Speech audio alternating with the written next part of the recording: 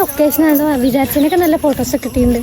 പിന്നെ സ്ഥലം ഇവിടെ ഉള്ളതേ ഞാൻ ഇറങ്ങിയിട്ടില്ല, പക്ഷേ നൈസ് ലൊക്കേഷൻ. ഗൈസ്, അപ്പം നമുക്ക് ചെറിയൊരു ഷൂട്ട് ഡേ വ്ളോഗ് ഉണ്ടാലോ.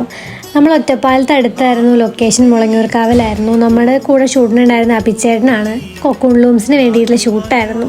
സോ ഇങ്ങനെ ലൊക്കേഷൻ ഇവിടെ ഉള്ളതേ എനിക്ക് അറിയണ്ടായിരുന്നില്ല ഇത്ര കാലമായിട്ടും. നല്ല രസമുള്ള ലൊക്കേഷനാണ്. കുറേ മരവും ചെടിയും കാടും ഒക്കെ ആയിട്ട് അതിൻ്റെ നടുക്ക് കുഞ്ഞൊരു അമ്പലവും ബാക്കിലൊരു കുളം വീടാവും. നല്ല രസമുള്ള ലൊക്കേഷനാണ്. ഞാൻ ഫസ്റ്റ് ടൈമാണ് ഇവിടെ വരുന്നത്.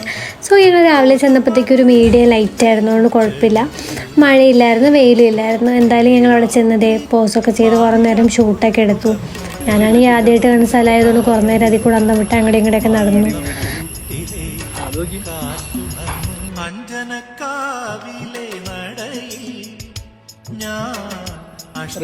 എനിക്ക് മൊത്തത്തിൽ ഔട്ട് എങ്ങനെ ഉണ്ടാവുമെന്ന് ഭയങ്കര ഡൗട്ടായിരുന്നു. കാരണം ഞാൻ കുറേ യാത്രയും കാര്യങ്ങളൊക്കെ ഭയങ്കര ടയേർഡായിരുന്നു കാണാൻ വേണ്ടിയിട്ട്. പിന്നെ എന്നെ കാണാൻ വലിയ മെനലെങ്കിലും കുഴപ്പമില്ല. നല്ല ലൊക്കേഷനും കോസ്റ്റ്യൂമും പിന്നെ ക്യാമറമാനൊക്കെ ആയതുകൊണ്ട് കുഴപ്പമില്ല. നമ്മൾ തിരിച്ച് കെട്ടിപ്പെറുക്കി പോകണല്ലേ.